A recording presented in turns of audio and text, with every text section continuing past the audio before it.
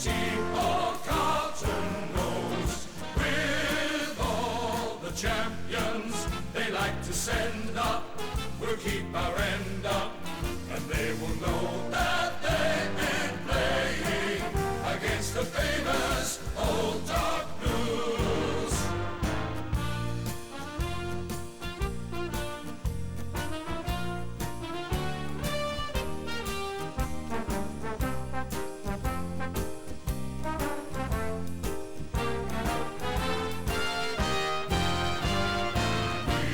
We are the Navy Blues. We are the Old Dark Navy Blues. We're the team that never lets you down. We're the only team all Carlton knows. With all the champions they like to send up, we'll keep our end up, and they will know that they've been playing against the famous Old Dark Blues.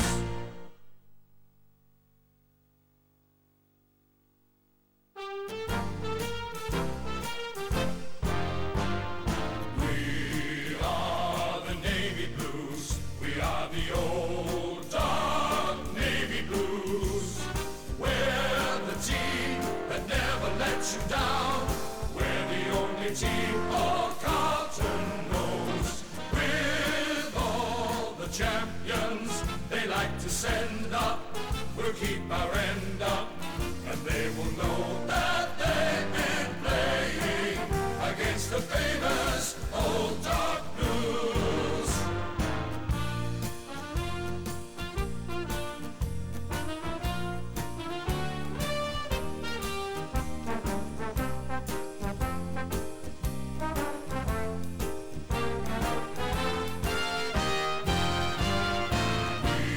We are the Navy Blues. We are the Old Dark Navy Blues.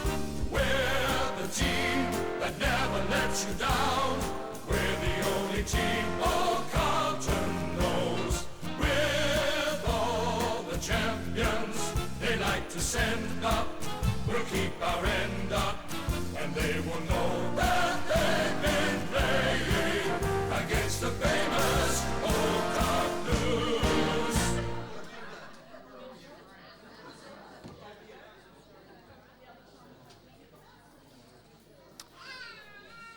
Well, ladies and gentlemen, family and friends, good afternoon, welcome. My name is Linton Round. I'm a civil celebrant, and it's my privilege to be able to host this conversation about the life of Wayne and the place that he had in the different ways in each of your lives.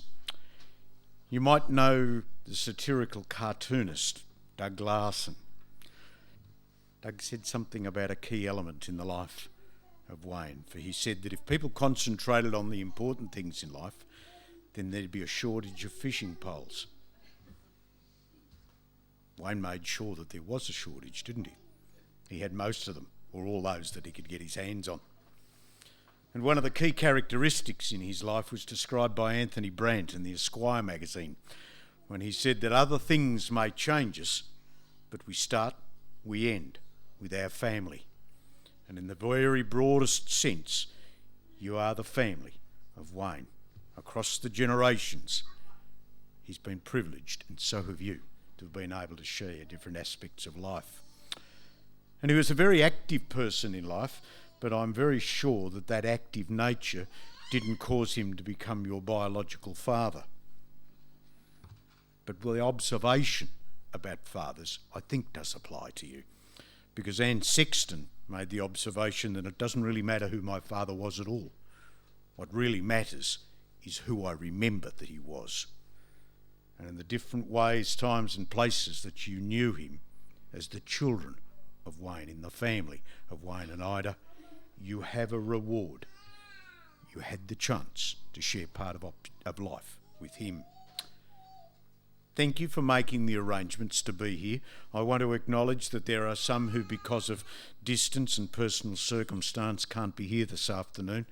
That doesn't mean that they're not in our thoughts, for most assuredly they are. A name doesn't tell very much about a person. We've all got a name, or two, or 3 or 4. Some of us have even been accorded names that you wouldn't share in public company. But a name's just a starting point. You've got to do some investigation to find out about the person. And if I was to give you all a very, very simple task and to distribute pen and paper and ask you to write down and tell me about Wayne, you'd talk about times and places and events and habits and characteristics. That would then give his name its meaning, not the other way round. That's how you would separate this Wayne from any other Wayne that you happen to know. And I want to suggest to you most earnestly that if you look at a book and simply judge it by its cover, its title, and determine whether or not you want to read it, in his case you'd miss out on a fascinating read. It'd be captivating because of the sort of elements, the features of his life. Judging him without reading his story would be most unfair to him, and today is but one of the opportunities in the days that are to come to read the story together as his family. He wasn't the most outgoing person you're ever going to meet in the world. He wasn't a Kath and Kim. He didn't want the spotlight of life directed in his way. He just wanted to do his part. Do it honourably, caringly, thoroughly, consistently, in an almost workaholic manner. But central to doing all of that was one of the most fundamentally important elements in life. He wanted to be a good friend. And it was Ralph Waldo Emerson, the American writer, who said that the only way to have a good friend is to be one yourself. That's one of the reasons why you're here today, because regardless of how and where you knew him, Wayne was your friend. And you're here from many and different, varied walks of life and reasons. You might be a member of his immediate family, the extended family. You might have known him through work, through leisure. You might have been a neighbour in different places.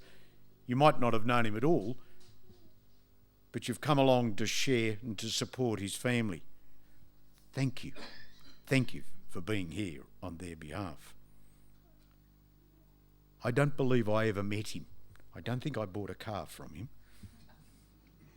I can't and I won't pretend to know him in the individual, and I mean most respectfully, intimate ways that each one of you did. But I had the privilege of talking with Terry and Mandy over the phone, and I've learnt some more from May today. Thank you for taking me on a most interesting, a most informative, humorous, honest, insightful journey into his lifetime. There was lots of happiness. There was lots of good humour. Underneath it all, you were describing a friendship that you shared with him. And from that, it's very, very clear that Wayne will always have a very special place in each of your lives. I'm not going to try and put to you that life's always fair. I'm not going to suggest that it's always just or reasonable. I'm not going to suggest to you that it turns out the way we want it to. If I did, very, very quickly, you'd say, Linton, you're just way off tap. You've missed the mark by a mile. We all know that life is sometimes unfair, unjust, unreasonable, and doesn't go where we want it to. But the message about Wayne's life that's crystal clear there is that as his family and friends, you need to take the time to smell the roses. Spend the quality time with the people who are important to you. Don't think, oh yes, I'll do it tomorrow. That tomorrow might not come, or your life situation may mean that it's taken from you. Take up that privilege, take up that journey, and use it to the very best of your abilities. For in his case, it's his life that's drawn you to come. It's the features of his life that have drawn you to come today that are the memory of Wayne that you'll take forward with you, but also a challenge to each one of you in your days to come, however many days that may be. You don't have to seek great approbation, praise, applause by doing something that's important about a person. You've just simply got to do it. And each time you do something about him that you admire, that you love, that you respect, that you honour, you'll be paying a tribute to his place in each of your lives and reaffirming that place in your lifetime. Very few people, perhaps none that you know, that I know, will ever be the subject of a television program, a series of articles in a newspaper, or a book or a DVD. That doesn't in any way reduce their contribution to life. Their contribution is sacred with you because you know it. He's been part of the life with you, and in his own distinctive style, he's provided warmth and comfort, friendship and encouragement, mateship and generosity to a long list of fellow travellers. That in itself deserves high praise, but Wayne wasn't one of those people who sought it. Certainly, the picture says that I'm enjoying things. That's a reward in itself. Simple enjoyment of what you're doing in life. And it's an ideal that you can take forward with you into yours. Because as the Reformation writer Erasmus said, the summit of happiness is reached when a person is happy to be who they are. You can justly remember Wayne in that way, at least. With some help from a couple of others in a moment, I'm going to take you on a little journey, a little insight into his lifetime, both in Scotland and in here. And in putting that into a context, I just want to share this with you. And if you happen to have grown up through these circumstances yourself, you'll know exactly what I'm talking about. Being born in 1933 meant that you were born at the end of the Great Depression. And for those who are too young to have lived through it, or too young to have read about it, the best way I can describe it to you is simply this. Start at the top of your street, go down one side of the street, cross over the road, and come back up to your house again. During the Depression, 80% of the people who lived in your street didn't have any money coming into their house for quite some time. It might have been weeks or months. Many of them just walked out of their houses. They didn't have clothes to put on their children's back. And if I use the term hand-me-down, if you grew up through the Depression, you'd know exactly what I'm talking about. What was worn by an older member of the family was then given to you or given to the people who were across the road. They were very, very tough times. And by the time he's 6, the Second World War starts. He's 15 when it finishes. What a tough way for a young person to grow up. And just because the war finished didn't mean that the world returned to a time of good and plenty and wholesome food. It was still very difficult in the years that followed immediately after the war. That's the time that Wayne learnt about life. It was Mark Twain, the American writer, who said in his observation about school that I never let schooling interfere with my education. Wayne learned about the School of Hard Knocks in the way that he grew up, and they were lessons that he learnt very well and applied as he lived his life. And to take you on that journey, I'm in a moment going to ask May to come forward, one of his cousins. But cousins were very, very important to Wayne because he was an only child. He didn't have a family other than himself. So Nikki, Wendy, May, Ted, Annette, George, Jenny and Chip were in fact his family. He was extremely fond of them because they provided the family support that was integral to his life, that is fundamental in, I think, the life of most people. And I'm going to ask now Cousin May to come forward.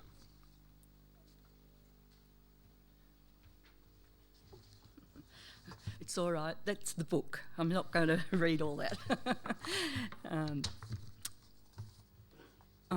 I was asked to share a little of his early life, so I actually stole it from the book, so it should be fairly accurate because Billy actually dictated it to me. So I'm calling it My Cousin Billy Dougal. William Dougal was his real name, and he was named after his father. In Scotland, though, we all knew him as Billy. When he came to Australia, he started calling himself Wayne, and even Billy couldn't remember why he chose that name. Billy was born on the 17th of December 1933 in Newton Grange, a small Scottish coal mining village outside Edinburgh. His father, my Uncle Wally, was a coal miner, and his father before was a coal miner, and his father before that. So a hard life in those days.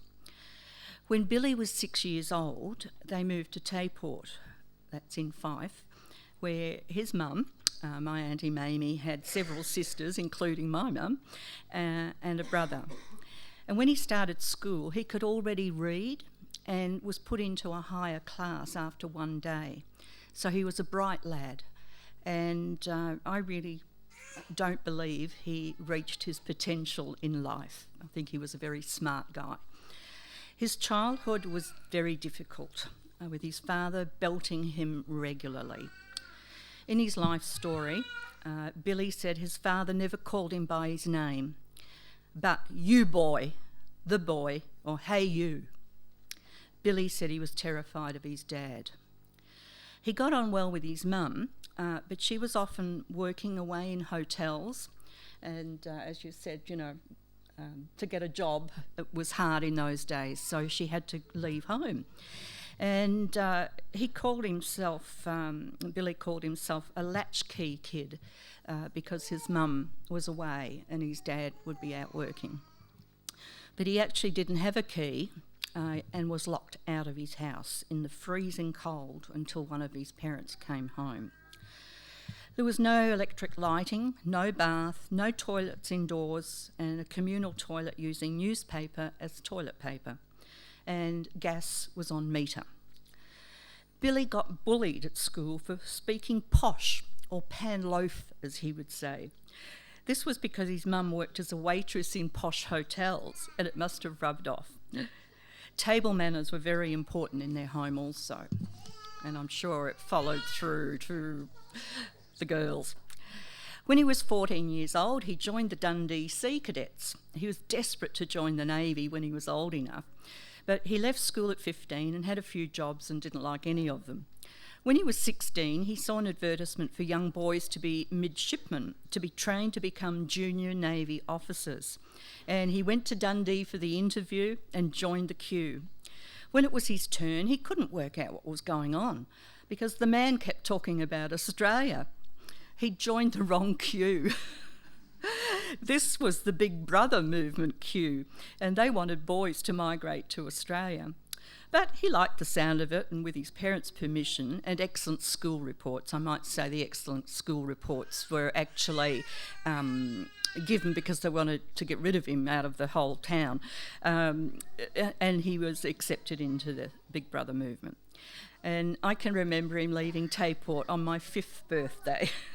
And in the book, I think you'll notice that his father, who apparently, never showed any kindness or love or emotion, for 9 years after, he kept the train ticket that he took the train to say goodbye to his son with. So he must have had a heart for Billy. In June 1950, the ship arrived in Sydney and Big Brother found a job for him in the bush at Berrigan, New South Wales. He worked very hard on a sheep and wheat station. But after a while, he decided he wanted to leave the Big Brother movement, and he travelled around independently around Queensland and New South Wales, doing anything he could get hold of as a labourer, waiter, railway loader, driller, roustabout, timber cutter, hospital orderly, and morgue attendant. He returned to Sydney and became a presser in a dry cleaning factory. Then he decided to set up his own business at King's Cross, since he was well known among the locals. He got business cards made up, and it said, if you want to see something or do something, buy something or sell something, see the man at the cross in the tartan waistcoat. I think this was when he started calling himself Wayne Pierre de Gaulle. Some of his business partners started doing stuff against the law, which Billy was not happy about. So when he went to the Sydney GPO to check if there was any mail for him, he found a letter from my mum in Melbourne. It was a perfect time to escape Sydney. Billy turned up at our rented house in West Footscray and moved in with us. He had a small suitcase, and inside his clothes were beautifully clean and pressed. We talked about this 50, 60 years later. He had a distinctive flair in clothes. Some of the dancers at Moonee Ponds and Coburg wouldn't let him in because he was dressed too loud, peg pants and different colour cuffs on his trousers. My brother Nicky and cousin Wee George, we call him cousin, he's not really, but cousin, had a ball together. They went to dances, 10-pin bowling and having lots of parties. Billy was great at jiving, and I remember him in a marathon contest. I think he might have lost his job as the presser because he was dancing. And my cousin Billy was always a character, larger than life, and was a great storyteller. Sometimes we weren't sure if they were true, but it didn't matter. He gave us a laugh anyway. Billy told us a few times in his life story that he was never homesick for Scotland or his family, just glad to be free from his father in particular. Really sad, isn't it? I might just go to one page in the book before I tell you about my last visit with Billy. I can't remember the year, but his wife Ida got very sick. And this is Billy's words. Until then, I was a male chauvinist pig. I was the most dreadful husband and father. This is not going to be one of the nice ones where I tell you how wonderful he was. I was too strict with the kids. Funnily, they turned out all right. I would never lift a hand in the house to help. I would come home all hours being in the car selling trade. When Ida got crook, I started looking after it. First of all, it was just her breathing. In the end, when she started to get really bad with a cancer, I had to get her out of bed, take her to the toilet, washed her clothes and did everything in the house. Do you know that Ida started to complain? I was being too nice. She wasn't used to me being like that. Why can't you be the way you usually are? I'm not quite sure about you like this. And he says, I thought it strange. So anyway, back to Sunday. My son Ash and I were really glad to have visited him on Sunday afternoon, where we shared some wine, funny stories and crack jokes. And he allowed us to pray with him, and I told him I loved him. Then he gave me a little wink and a smile. As we were leaving, he said, just leave the bottle here. I said I couldn't. I had to give it to the nurse. And he looked so sad. So I said, okay, you can have half a glass. His last words to me were, you're all heart. So I'll leave Mandy to continue the story, but my son Ash, he's 45 and he just loved his Uncle Billy. Ash wrote this today. Uncle Billy was one of my favourite relatives. He always seemed to have just read something interesting, had amazing stories to tell with surprising punchlines, all told with mischievous eyes and a dry Scottish accent that held me spellbound. I was just talking with Uncle Billy on Sunday at his nursing home, and we were remembering together Mandy and Vince's wedding and his speech there, all in Italian. As I wandered around his small room and saw the photographs of his family, and how with pride he told me how well each has done in their life. And Ash said he was inspired again. Families matter, and Uncle Billy lives on, inspiring generations of us. Uncle Billy once came out to Dingley Church to hear me preach one of my first sermons. I was just finding my feet as a teenager then, and I loved his feedback. Not bad, Ash. Some good stories. Just could have done with less advertising about God. As it happened, one of my last words with Uncle Billy ended up being a prayer. He seemed happy for me to do some advertising and received our prayers of thanks for his life, what he meant to us, and for his peace and hope with a sense of joy. As I left, we were all smiling. I was so shocked to hear the news of Uncle Billy's passing 2 days later. I'm so sorry I can't be here, but he just couldn't get out of giving a final lecture at Bible College. He says, know my thoughts and prayers are with us all as we miss Uncle Billy and grieve his passing. We are better people for his influence in our lives, and I will miss him dearly. Cheers, Ash.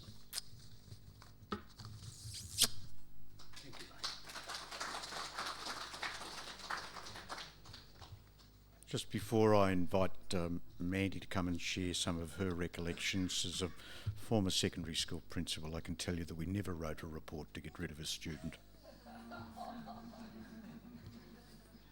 don't collapse, Ruth, please. Golden Glory Dry Cleaners in Carlton was a very important place. It was in Carlton, of course. It was where Ida and Billy, Wayne, met each other. They met, they chatted, they conversed, they went out, and on December the 26th, what else would you do on Boxing Day but get married? It was 1959.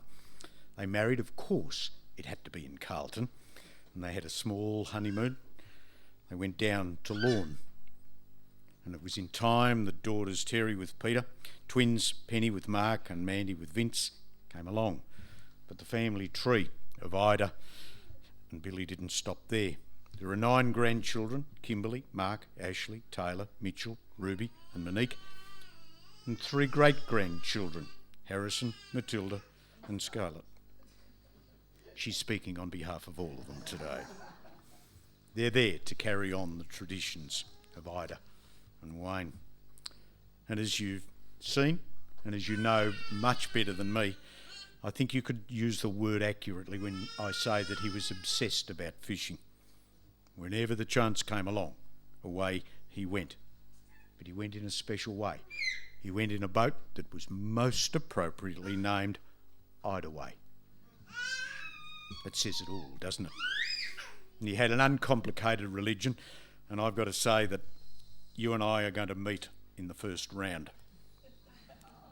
I barrack for Richmond. Many memorable meetings, and we're going to have some more. But the VFL, AFL, Carlton was his religion. He lived in a number of places that you've heard from May, but also in Kensington, in Brunswick, and in King's Cross in Sydney. I think you can remember him as a happy man, a man who was positive, a man who was prepared to take life on, a man who said the Japanese proverb, fall down 7 times, get up 8. Even though life might bring you some really tough things to do, don't be overawed. Keep on taking it on. Take it on the best way that you can. To tell us her recollections of how he took it on, Mandy.